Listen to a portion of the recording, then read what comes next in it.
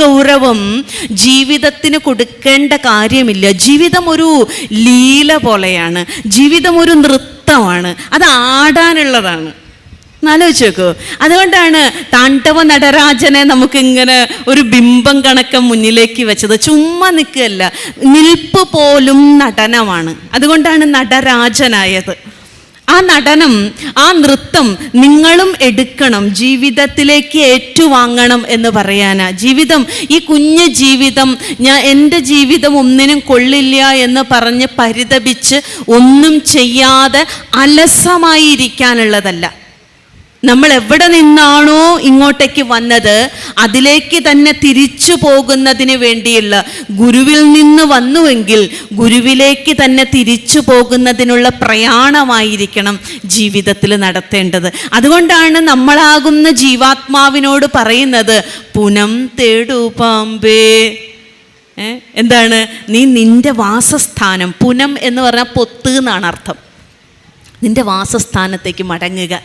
നമ്മളുടെ വാസസ്ഥാനം ഗുരുവിൻ്റെ ധാമമാണ്, ഈശ്വരൻ്റെ ധാമമാണ്. ഈശ്വരൻ, ഗുരു ഇരിക്കുന്ന ഇടമാണ് നമ്മളുടെ പുനം. ആ ഗുരു ഇരിക്കുന്ന പുനത്തിലേക്ക്, ആ ഗുരുവാകുന്ന പൊത്തിലേക്ക് നീ മടങ്ങണം. അത് കണ്ട് നീ ആടണം. എങ്ങനെ ആടണം? അരുളാനന്ദ കൂത്തുകണ്ടാടു പാമ്പേ. വിഷണ്ണമായിരിക്കുന്ന നീ എന്നെ ഒന്ന് നോക്കിയേ, എത്ര ആനന്ദത്തോടു കൂടിയിട്ടാണ് ഞാനിവിടെ ഇരിക്കുന്നത്, ഈ ശിവഗിരിക്കുന്നിലിരിക്കുന്നത്. ഒന്നുമില്ലെങ്കിലും ഞാൻ എത്ര സന്തോഷവാനാണ്. ഈശ്വരൻ്റെ ആനന്ദം അളവറ്റതാണ്. ഈശ്വരാനന്ദം എന്ന് പറയുന്നത് എത്ര കണ്ട് പരിമിതികൾ കൊണ്ട് വിശേഷിപ്പിക്കാവുന്നതല്ല. അതുകൊണ്ട് പറയാണ്, അരുളിൻ്റെ ആനന്ദക്കൂത്ത് കാണണം. നമുക്ക് എങ്ങനെ വേണമെങ്കിലൊക്കെ ജീവിതത്തിൽ ആടാം, ആരും ചോദിക്കാൻ വരില്ല അല്ലേ? ചോദിക്കാനൊക്കെ വരും. ഇപ്പോൾ നമ്മൾ ടി വിയിലൊക്കെ കാണുന്നതാ അല്ലേ, ഓരോരുത്തരെ ആടുമ്പോൾ പോലീസുകാർ വന്ന് ചോദിക്കുന്നത് എവിടെ നിന്നാണ് ആടാൻ കിട്ടിയത് എന്ന് ചോദിക്കും അല്ലേ. അപ്പോൾ ആ ആട്ടം കണ്ട് ആടരുത് എന്നാണ്. ഏതൊരാട്ടം കണ്ടാണ് ആടേണ്ടത്? അരുളാനന്ദക്കൂത്ത്, ഈശ്വരൻ്റെ നൃത്തം കണ്ടിട്ട് നീയും ആടുക, ഗുരുവിനെ കൺപാർത്തുകൊണ്ട് നീയും ജീവിക്കുക. അത്രേ അർത്ഥമുള്ളൂ. ഗുരുവിൻ്റെ നൃത്തത്തിൽ പങ്കുചേരുക, ഈശ്വരൻ്റെ നൃത്തത്തിൽ പങ്കുചേരണം എന്ന് പറയാണ്. അതെങ്ങനെ ചേരണം? തിങ്കളും കൊന്നയും ചൂടുമീശൻ പദ പങ്കജം ചേർന്നു നിന്നാടു പാമ്പേ. തിങ്കളും കൊന്നയും ചൂടിയിരിക്കുന്ന ഈശ്വരൻ്റെ പദപങ്കജം ചേർന്ന് നിന്നാടു പാമ്പേ. പദപങ്കജം, കാലാകുന്ന താമരപ്പൂ അല്ലെ. ഗുരുക്കന്മാരുടെ കാലുകൾക്ക് വലിയ പ്രസക്തിയുണ്ട് അല്ലെ. തൃപ്പാദങ്ങൾ എന്ന് നമ്മൾ വിളിക്കുന്നത് എന്താ? ആ പാദം ധർമ്മത്തിൻ്റെ പാദമാണ്, ആ പാദം സത്യത്തിൻ്റെ പാദമാണ്, ആ പാദം നടക്കുന്നത് മോക്ഷത്തിലേക്കാണ്. അതുകൊണ്ടാണ് തൃപ്പാദങ്ങൾ ജയിക്കട്ടെ എന്ന് നമ്മൾ പറയുന്നത്. ആ പാദങ്ങൾ അധർമ്മത്തിലൂടെ ഒരിക്കലും സഞ്ചരിക്കുന്നില്ല. അപ്പോൾ അങ്ങനെയുള്ള പദപങ്കജമാണ് ഈശ്വരൻ്റെ. ആ പദപങ്കജത്തോട് ചേർന്ന് നിന്നുകൊണ്ട് ജീവിതലീലയെ ആടിത്തീർക്കണം. വെറുതെ ആടരുത്. വെറുതെ ആടിക്കഴിഞ്ഞാൽ അതൊരു നിരർത്ഥകമായ ആട്ടമായിപ്പോവും. നിങ്ങൾ ആനന്ദിക്കണം. എന്തിൽ ആനന്ദിക്കണം? ബുദ്ധൻ്റെ തിരുവചനങ്ങൾ പറഞ്ഞു തുടങ്ങുന്നത് തന്നെ ബുദ്ധൻ ആനന്ദിക്കുവിൻ, സുവിശേഷ വൃത്താന്തങ്ങളിൽ ആനന്ദിക്കുവിൻ എന്നാണ്. സുവിശേഷങ്ങളിൽ ആനന്ദിക്കണം. എന്താണ് ഈ സുവിശേഷം? നമ്മളൊക്കെ പറയുന്നത് വിശേഷങ്ങളാണ്. ആ വിശേഷം എപ്പോഴാണ് സുവിശേഷമാകുന്നത്? അത് നല്ല രീതിയിൽ നമ്മളെ ഉണർത്തുന്ന, നമ്മളെ ഉയർത്തുന്ന ഉദാത്തതയുടെ, സാത്വികതയുടെ, ജീവിത മൂല്യങ്ങളുടെ, ആധ്യാത്മികതയുടെ, സർവവിദ്യാപ്രതിഷ്ഠയുടെയൊക്കെ ഉണർത്തുപാട്ടുകളാകുമ്പോഴാണ് അത് സുവിശേഷമാകുന്നത്. അതുകൊണ്ടാണ് ഗുരുദേവൻ്റെ ഓരോ വാക്കുകളും സുവിശേഷമാകുന്നത്. നല്ല വിശേഷം. ഈ വിശേഷമാണ് നമ്മൾ കേൾക്കേണ്ടത്. ഈ വിശേഷത്തിലാണ് നമ്മൾ ആനന്ദിക്കേണ്ടത്. ആ ആനന്ദിക്കണമെങ്കിൽ ഗുരുവിൻ്റെ പാത പിന്തുടരണം എന്ന അർത്ഥത്തിലാണ് തിങ്കളും കൊന്നയും ചൂടും ഈശൻ പദപങ്കജം ചേർന്ന് നിന്നാടു പാമ്പേ. ഇപ്പോൾ എങ്ങനെയാണോ ഈശ്വരൻ സ്റ്റെപ്പ് വയ്ക്കുന്നത്, നല്ല ഒരു നൃത്തം പഠിക്കുന്ന കുട്ടിക്ക് മാത്രമാണ് എങ്ങനെയാണ് ഒരു നൃത്താധ്യാപിക പഠിപ്പിച്ചു കൊടുക്കുമ്പോൾ ആ കൊടുക്കുന്ന സമയത്ത് നല്ലവണ്ണം നോക്കി മനസ്സിലാക്കി ആ ചുവടുകളെ മനോഹരമായി വിന്യസിക്കാൻ കഴിയുക. ജീവിതം എന്ന് പറയുന്നതും അവബോധത്തിൻ്റെ നൃത്തച്ചുവടുകൾ വയ്ക്കുവാനുള്ളതാണ്.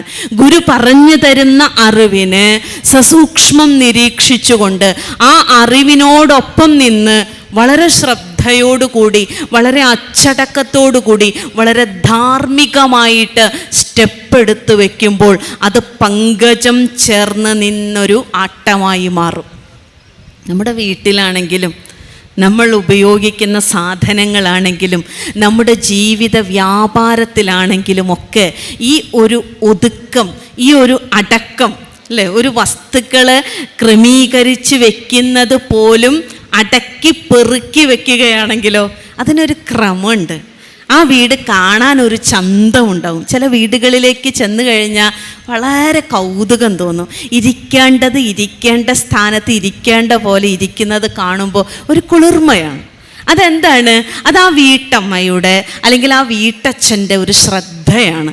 എന്തും എവിടെ വെക്കണം, എങ്ങനെ വെക്കണം എന്നൊക്കെ ആ വീട്ടമ്മയും വീട്ടച്ഛനും ചേർന്ന് തീരുമാനിക്കുന്നതാണ്. അതൊരു സുഖമാണ്, അതൊരു ക്രമമാണ്. ഈ പ്രപഞ്ചത്തിലെ ഓരോ ജീവജാലങ്ങളും, ജീവനുള്ളതായിക്കൊള്ളട്ടെ ജീവനില്ലാത്തതായിക്കൊള്ളട്ടെ, ചരമായിക്കൊള്ളട്ടെ അചരമായിക്കൊള്ളട്ടെ, സൗരയൂഥമായിക്കൊള്ളട്ടെ ഗാലക്സി ആയിക്കൊള്ളട്ടെ, നക്ഷത്രങ്ങളായിക്കൊള്ളട്ടെ, സൂര്യനും ചന്ദ്രനും നക്ഷത്രങ്ങളും ഏതുമായിക്കൊള്ളട്ടെ, അവരൊക്കെയും തന്നെ സർവേശ്വരൻ പടച്ചുവിട്ട ആ ധർമ്മത്തിൻ്റെ പാതയിൽ നിന്ന്, ആ അച്ചടക്കമാകുന്ന ധാർമ്മികതയിൽ നിന്ന്, ആ ക്രമത്തിൽ നിന്ന് അല്പം പോലും അവരുടെ പദത്തെ, അല്പം പോലും അവരുടെ ചുവടുകളെ മാറ്റിച്ചവിട്ടിയിട്ടില്ല.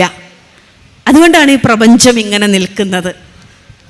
വലിയ കുഴപ്പങ്ങളില്ലാതെ, വലിയ ഏനക്കേടുകളില്ലാതെ. മഴയ്ക്ക് അറിയാം എപ്പോൾ പെയ്യണമെന്ന്. നമ്മുടെ വീട്ടിലെ ചെടികൾക്കൊക്കെ നമ്മൾ വെള്ളം കൊടുക്കും. ഈ മേഖലയിൽ നിൽക്കുന്ന ചെടികൾക്കൊക്കെ ആര് വെള്ളം കൊടുക്കും? അത് ഈശ്വരൻ കൊടുക്കണം. അപ്പോൾ മഴ പെയ്യേണ്ടപ്പോൾ മഴ പെയ്യിക്കുകയും, ചൂട് തരേണ്ടപ്പോൾ ചൂട് തരികയും, കാറ്റ് വീശേണ്ടപ്പോൾ കാറ്റ് തരികയും, ശ്വസിക്കാൻ വായുവും കുടിക്കുവാൻ വെള്ളം തരുന്നതൊക്കെ ഈ പ്രപഞ്ച വ്യവസ്ഥയെ നിയമനം ചെയ്യുന്ന നിയാമകന് നല്ല ബോധ്യമുണ്ട്. ആ നിയാമനത്തെയാണ് ക്രമം എന്ന് പറയുന്നത്. ആ ക്രമത്തെയാണ്, ആ അച്ചടക്കത്തെയാണ് നമ്മൾ വേറൊരു വാക്കിൽ ധർമ്മം എന്ന് പറയുന്നത്. നാരായണ ഗുരുദേവനും ധർമ്മം എന്ന വാക്ക് വളരെ ഇഷ്ടമാണ്. അതുകൊണ്ടാണ് ഗുരുദേവൻ ഗൃഹസ്ഥന്മാരെ കൂട്ടിയോജിപ്പിച്ച് സംഘടന ഉണ്ടാക്കിയപ്പോൾ ക്രമം വേണട്ടോ, അച്ചടക്കം വേണട്ടോ, ജീവിതത്തിന് ഒരു അടക്കവും ഒതുക്കവും വേണട്ടോ എന്ന് പറയാനാണ് ശ്രീനാരായണ ധർമ്മ പരിപാലന യോഗം എന്ന്. ആ ധർമ്മം കുറേ വാക്കുകളുടെ ഇടയ്ക്ക് ഒത്ത മധ്യത്തിലായിട്ട് തിരികെ വെച്ചത്. അതില്ലെങ്കിൽ പിന്നെ യോഗമാവില്ല. എന്താണ് സംഘടനയാകുന്നത്? സംഘടനയിൽ ധർമ്മമുണ്ടാകുമ്പോഴാണ്. അതുകൊണ്ട് ഗുരു എന്ത് പറഞ്ഞു? ഏത് വിധേനയും ഏത് സാഹചര്യത്തിലും എന്തിനെ പരിപാലിക്കണം? ധർമ്മത്തെ പരിപാലിക്കണം. സന്യാസിമാരെ ചേർത്ത് പിടിച്ച് കൂട്ടായ്മ ഉണ്ടാക്കി സന്യാസിമാർക്ക് വേണ്ടുന്ന നിർദ്ദേശം കൊടുത്തപ്പോഴും അതിന് പേരിട്ടതും ശ്രീനാരായണ ധർമ്മസംഘം എന്നാണ്. സംഘം എന്ന് ഈ സംഘം ഉണ്ടാക്കിയത് ബുദ്ധനാണ്. സന്യാസിമാരുടെ സഭ ഉണ്ടാക്കിയത്. ആ ബുദ്ധമതത്തിൽ പറയുന്ന സംഘം ശരണം ഗച്ഛാമിയെ സംഘശബ്ദത്തെ എടുത്ത് ധർമ്മത്തോട് ചേർത്ത് വെച്ചു.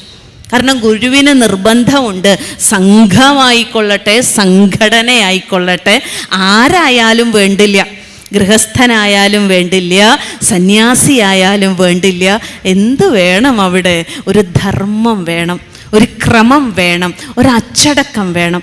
ആ ധർമ്മം, ആ ക്രമം, ആ അച്ചടക്കം തനിയെ വരുന്നതല്ല. ആ അച്ചടക്കം വളരെ ജാഗ്രതയോടുകൂടി ഇരിക്കുന്നവർക്ക് വരുന്നതാണ്. വളരെ സൂക്ഷ്മമായിട്ട് ജീവിതത്തെ നിരീക്ഷിക്കുന്നവർക്ക് കിട്ടുന്നതാണ്. അതുകൊണ്ടാണ് ഈ വളരെ പൊട്ടന്മാർക്കുള്ളതല്ല ബ്രഹ്മവിദ്യ എന്ന് പറയുന്നത്. അല്പമെങ്കിലും നമ്മൾ ഉള്ളുണർന്ന് കണ്ണുണർന്ന് നോക്കുന്നവർക്കാണ്.